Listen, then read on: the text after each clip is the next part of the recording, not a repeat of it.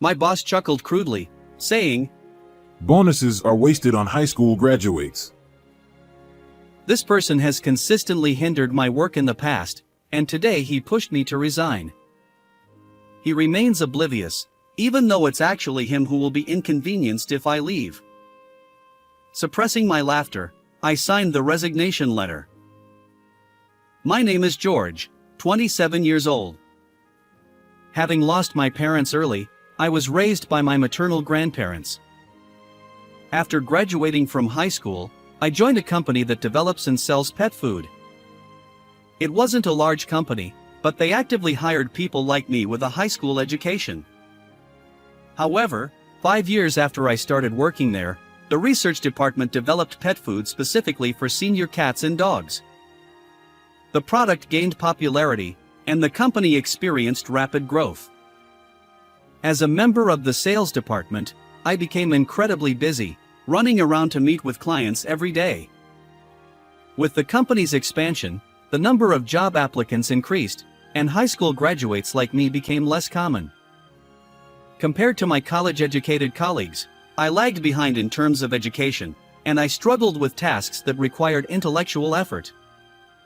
Consequently, it wasn't uncommon for highly capable college graduates who joined after me to get promoted ahead of me. But I do love this company. I murmured while feeding my grandparents' elderly cat with our own brand of food. Thanks to our company's pet food, my cat remained lively even after turning 15. Even though I can't seem to get promoted, I still want to continue working at this company. Despite not having an impressive educational background, I work as a salesperson who relies on my own efforts. However, Jack, our department head who was headhunted from another company a few years ago, seems to dislike my approach. Initially, he worked in the materials procurement department, but when a vacancy opened up for the sales department's manager position, he was transferred from materials procurement.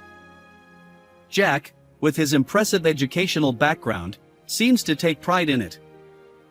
Consequently, he disapproves of me, a high school graduate, achieving decent results. I don't need subordinates without education. Can you transfer to another department? When Jack is irritated, he casually makes remarks like this to me. Although he's not always sarcastic, when he's in a bad mood, his snide comments can be quite harsh, so I try to avoid getting too close. Not only with me, but he also tends to be sarcastic toward others who don't meet his high standards. It seems I'm not the only victim of his behavior. One day, it happened. I did it. We're close to finalizing a contract with a major corporation, I exclaimed, and the sales team congratulated me with smiles. This contract with the company has been a long-awaited opportunity, and now, finally, discussions have begun toward formalizing the contract. Although it wasn't the official stage yet, we needed a few more meetings. But at this rate, we could push through to contract completion. I'll do my best to take it all the way to the final agreement, I declared, encouraged by my colleagues' supportive smiles. However, Jack looked at me with an inscrutable expression. The next day, as I checked my belongings before heading to a client meeting, I noticed my handkerchief was missing from my bag. More small items disappeared, making me suspicious. Then, my wallet vanished. Panic set in. With the help of my colleagues, we searched and found my wallet in the company's trash bin. Did you accidentally throw it away? Making a big fuss over your own mistake is quite a nuisance, Jack said, his face showing clear exasperation. But I didn't miss the fleeting hint of amusement in Jack's expression. It seems like Jack might be the culprit. That split-second twisted smile made me suspect as much. Since that day, Jack's harassment has only worsened. Finish this task by tomorrow. But it's already past working hours. Are you defying me? He glared at me sharply. Even though I was getting ready to leave, Jack piled a massive amount of work on me. I end up working overtime almost every day because of this. Even when I complete my tasks diligently, Jack doesn't offer any gratitude. Instead, he calls me out for minor mistakes and scolds me relentlessly. Some sympathetic coworkers tried to intervene, but after Jack's threatening words, no one dared to help me anymore. It seems you want to experience the same fate as this person. He sneered. Since then, I've been on my own. While enduring Jack's snide remarks and reprimands, I continued negotiations with the well-known corporation. The contract was substantial, requiring thorough preparation. However, on the day of our final meeting, disaster struck. I don't have the handout materials for the presentation. I realized that the carefully prepared distribution materials were inexplicably missing from my bag. Smirking, Jack approached me. Oh, were those important? They seemed so shoddy. I mistook them for trash. Stunned, I listened as Jack continued. This might ruin the contract. Besides, a significant deal like this was probably beyond your capabilities anyway. Did Jack prioritize harassing me over the company's success? Suppressing my anger, I ignored his gloating expression and rushed out with the materials I had. Fortunately, a nearly identical PowerPoint presentation. Although I initially created it in PowerPoint, I had remade it in print format for better readability. In the end, we successfully navigated the final meeting, and the contract was signed. This might lead to a promotion. With the bonus coming up, maybe I'll treat my grandparents to dinner. Jack grumbled while reluctantly acknowledging my achievement. However, a week after finalizing the contract, on the eve of bonus payment day, I arrived at work feeling excited. But as soon as I got there, Jack summoned me. He accused me of embezzlement, claiming that I had secured a contract with another company at an unusually low price and pocketed the difference. I haven't done anything like that. I protested.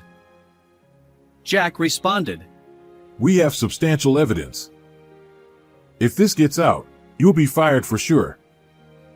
But if you sign the resignation letter now, I'll take responsibility and cover it up. You're a criminal for embezzlement, but you're also the one who secured the deal with the major corporation. With that, Jack handed me a prepared resignation letter and my salary statement.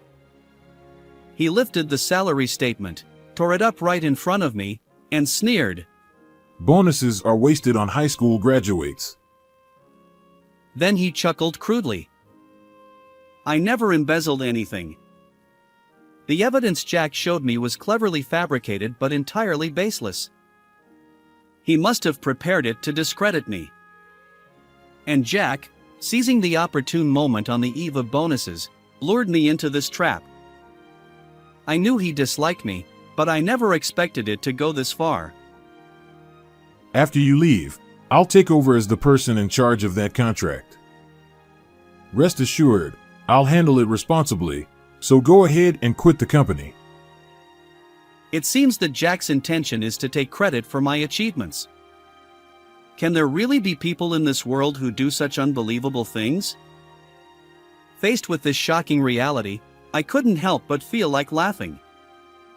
However, if I laughed here, Jack would probably consider me abnormal. Is it okay for me to leave today? Yeah, you can quit today. Understood.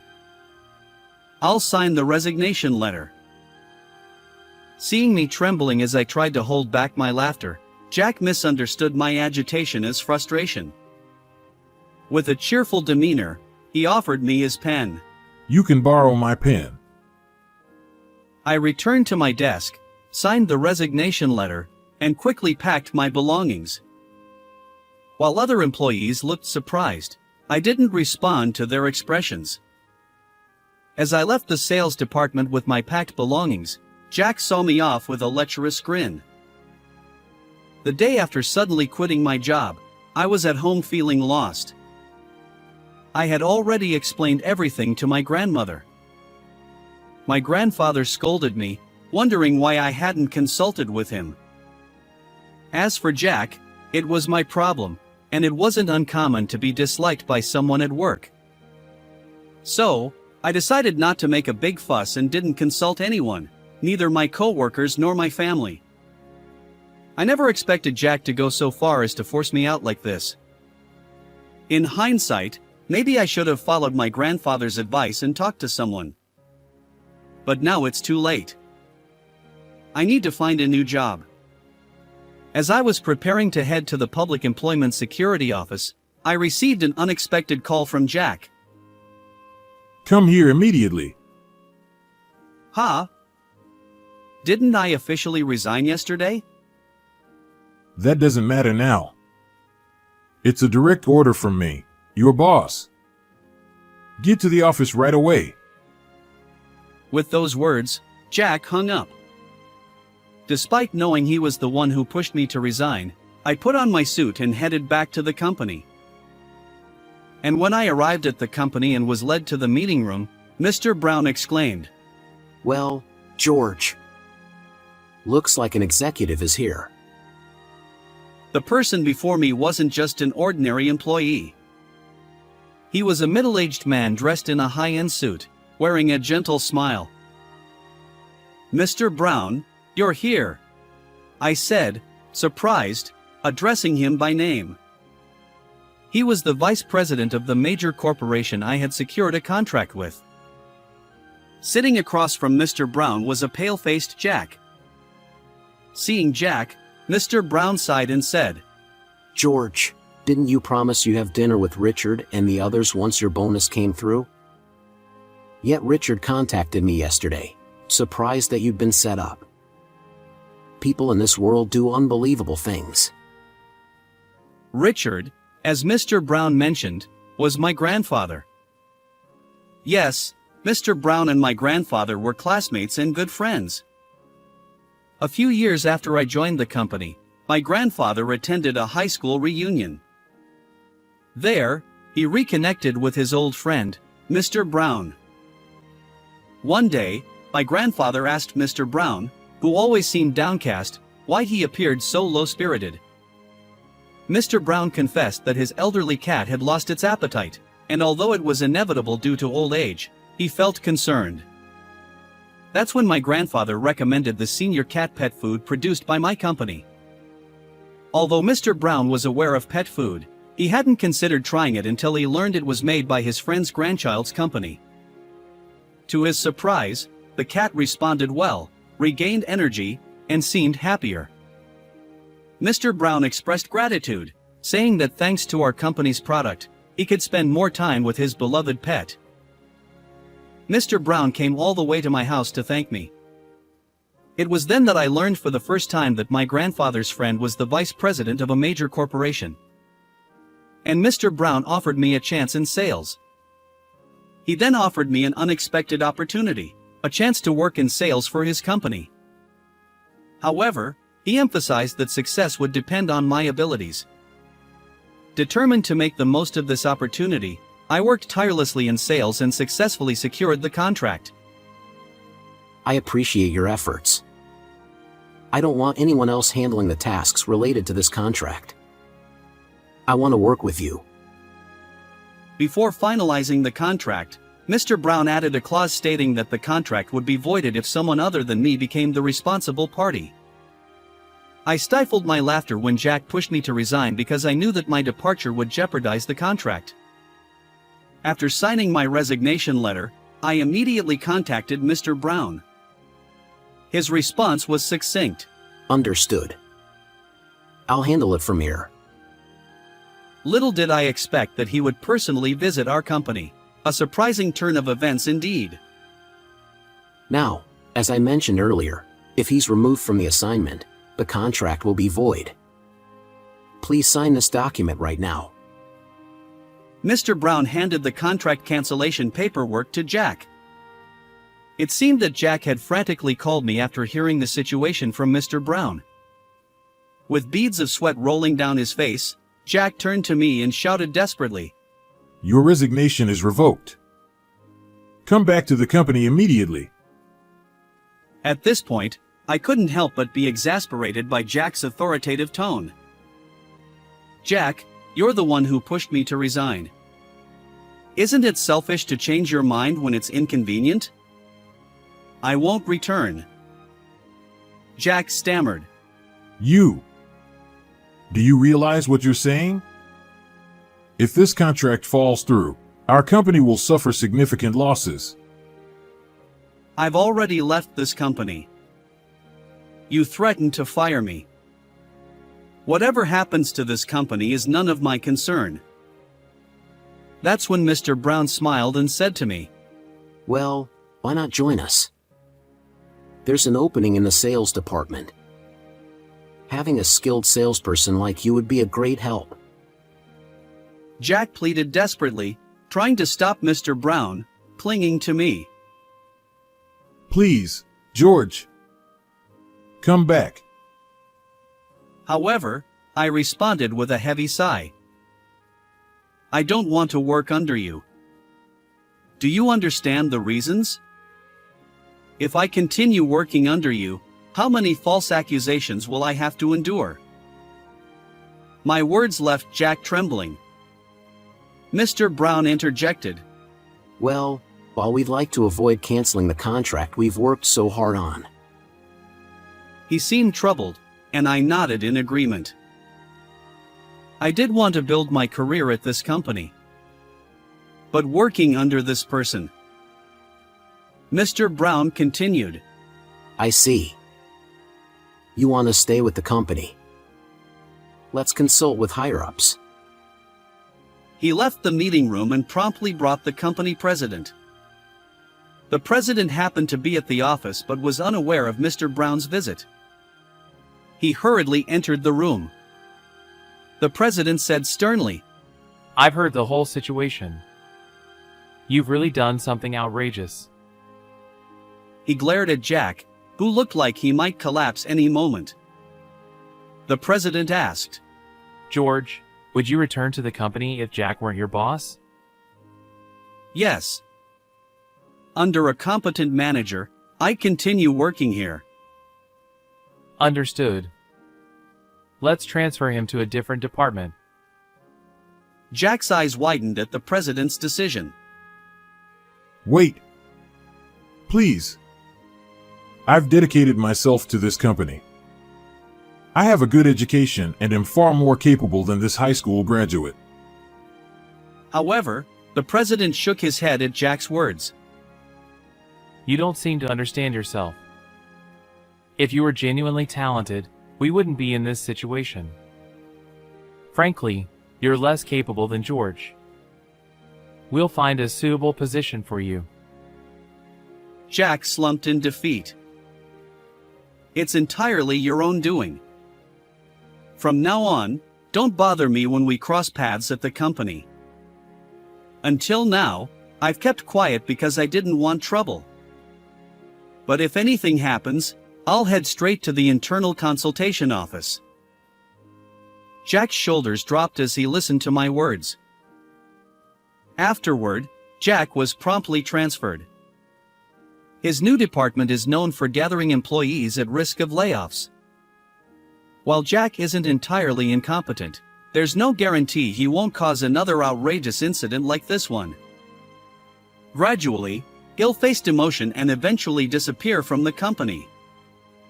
This incident has become the subject of office gossip, and cold glances are now directed at Jack. Losing his position, combined with his already deflated spirits, will likely be a final blow. As for the sales department, the current section chief will take over as the new manager, and I've successfully returned to the company. From now on, I can work freely without interference from Jack. How did you like this video? Please subscribe as well. Let's meet again in the next video.